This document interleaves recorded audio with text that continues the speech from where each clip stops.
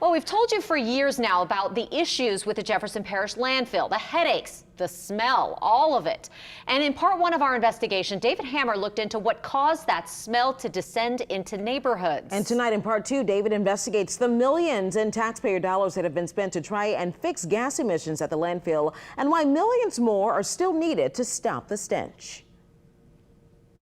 The one outlier is that 18,000 plus tons of hydrated lime that went in there. In our exclusive interview, former Jefferson Parish landfill engineer Rick Buller said it was his decision in 2016 to accept a white powdery industrial waste called hydrated lime that's the most likely cause of high emissions of noxious hydrogen sulfide. And it was my mistake. I'm the one who reviewed it and approved that waste stream. Buller says it's too late to undo his mistake, but there's one thing that can still stop the stink.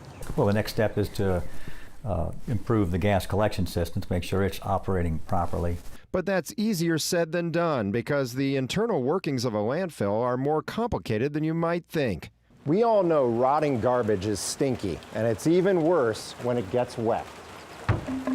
So you can bet the stink is sickening when it rains on a 100-foot tall mound of rotting garbage. Of course, that happens a lot at landfills here in southeast Louisiana.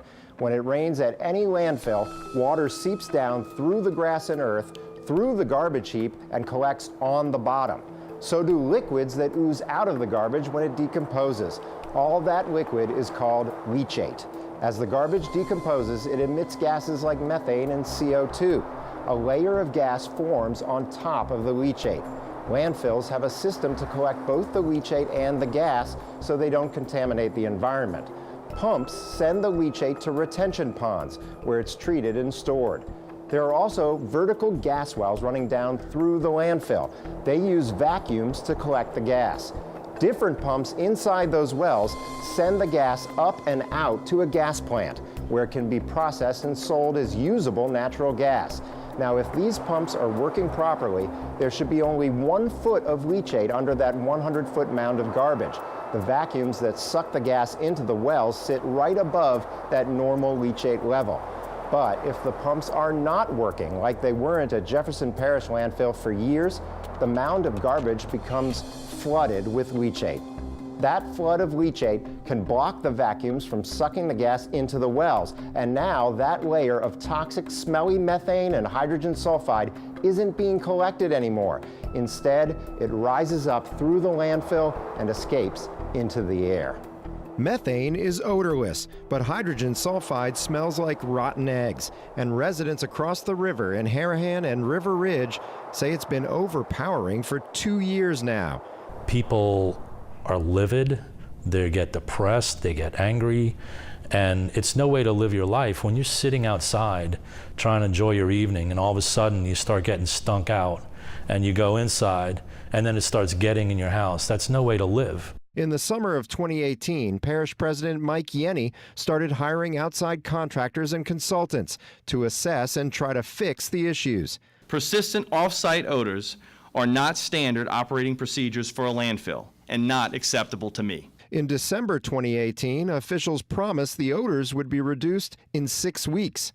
They'll start to pump the liquid out, and then hopefully the gas collection systems work properly.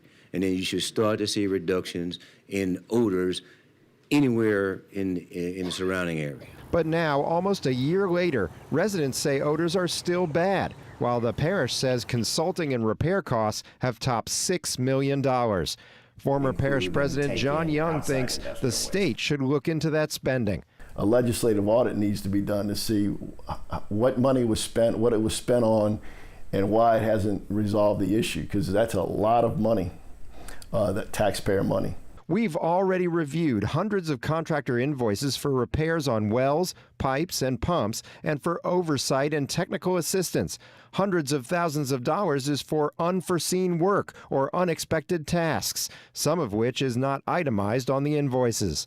This seems to us like some kind of free-for-all where people are taking this money but clearly not doing the job. We also found a consultant called PPM charging the parish $78,000 over 6 months for the former Tangipahoa landfill manager, Terrence Stewart. Jefferson Parish paid $113 an hour for Stewart's time, mostly for him to prepare reports and hold meetings, all while he was serving probation for felony theft and malfeasance, for pocketing about $70,000 under the table, money that should have gone to the Tangipahoa Parish landfill. Anyone who's taking cash under the table at a landfill should never be working at a landfill again, and secondly, should not be thrown into this job, the state that this community's in, and the disaster that's going on over there. After a year of repairs, parish consultants and state inspectors found a major pipe was installed but never properly connected. Others were patched with duct tape. And they measured high methane emissions at 24 hotspots at the landfill. They have surface emission monitoring hits, and so that's why the focus going forward is to get the gas collection system installed as quickly as we possibly can. That's Brian Dejan. He runs River Birch, the private landfill next door. That's the gas being pulled out of the landfill from the well. River Birch just won a $5 million contract to essentially build a new gas collection system for Jefferson Parish. The goal is to going forward is to be able to maximize the collection, which in turn minimizes the emissions. River Birch runs a state-of-the-art gas plant. It's considered a high BTU plant because it produces almost pure methane. That's sold to a nearby pipeline as renewable natural gas for delivery to homes across the country. And once the methane comes through here, it's in sellable gas form. Now compare the River Birch plant with the small one across the road at Jefferson Parish landfill.